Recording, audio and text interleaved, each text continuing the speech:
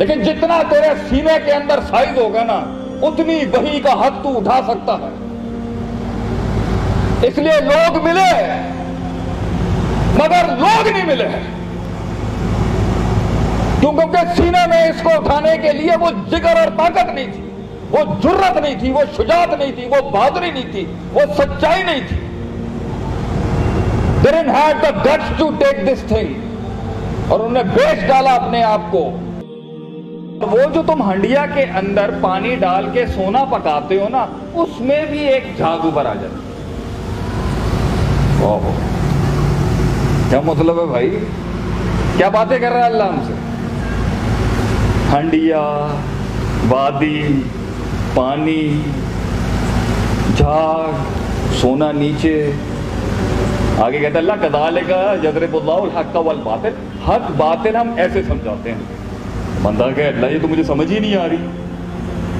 What is the meaning of fire, water, well?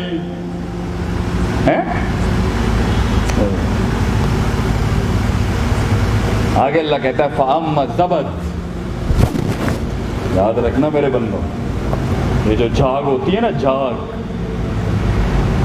فَيَذْهَبُ جُفَاءً، ہوائیں اٹھا کے اس کو یہاں پھینکتی ہیں، کبھی وہاں پھینکتی. وَأَمَّا مَا يَنْفَعُ النَّاسَ فَيَمْكُثُ فِي الْأَرْضِ. جو ویٹ والی خالص پیور سالڈ آئٹم ہوتی ہے نا، وہ بیٹھ جاتی ہے، وہ زمین میں بھی اندر رہ جاتی ہے اور ہنڈیا میں بھی پیور سونا نیچے بیٹھ جاتا ہے. اس کا اسلام سے کیا تعلق؟ کیا سمبل دے رہا ہے اللہ بندے؟ اس کی تفسیر کریں گے نکل جائے گی آدمی. کیا علم ہے یہ؟ اللہ کہتا ہے یہ وادی تیرا سینہ ہے، تو جتنا تنگ تیرا سینہ ہوگا اتنے کم تو وحی کا پانی اتار سکتا ہے اپنے اندر. جتنا تو کنجوس ہوگا اتنا ہی کم اس وحی کو اٹھا سکتا ہے تو اپنے سینے میں. اور جتنا ظرف اور وسیع اور چوڑا تیرا سینہ ہوگا، بڑا جگرا تیرا بڑا ہوگا اگر، اور جتنی بڑی تو بہادر عورت ہوگی، اور جتنا چاہے تو جاہل ہی ہے بھی، تجھے حق کا نہیں پتا، لیکن جتنا تیرے سینے کے اندر سائز ہوگا نا اتنی وحی کا حق تو اٹھا سکتا ہے. اس لیے لوگ ملے مگر لوگ نہیں ملے،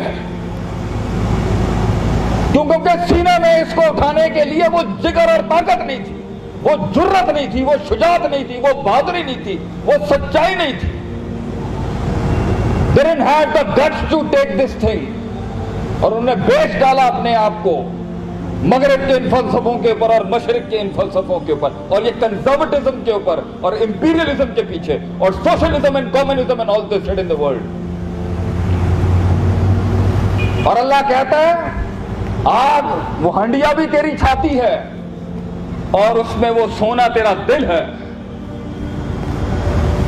اور سونے کو اس انقلاب تک پہنچنے کے لیے جلنا پڑے گا. وہ جلے گا نہیں تو وہ کندن بن نہیں سکتا پتر. اس لیے جب پانی وادی میں آئے گا، وہی سینے میں آئے گی، تو نفاق اور شک شبہات جو جھاگ ہے انسان کی زندگی کا وہ اوپر آ جائے گا. اس لیے اصل چیخ منافق کی تب نکلتی ہے، اصل چیخ اور اصلیت کافر کی تب نکلتی ہے، اور اصل چیخ اور اصل بانگ اس کی تب نکلتی ہے جب وہی اس کے سامنے آتی. تب پتا چلتا ہے کہ یہ مسلمان کا بھی تب پتا چلتا ہے جب وہی اس کے سامنے آتی. یا ایھا الذین آمنوا آمنوا، اے ایمان والو ایمان لاؤ. کیا مطلب ہے اس کا؟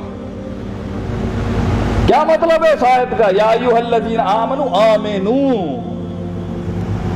ایمان کے دعوے داروں ایمان لاؤ. ایمان نہیں ابھی بھی.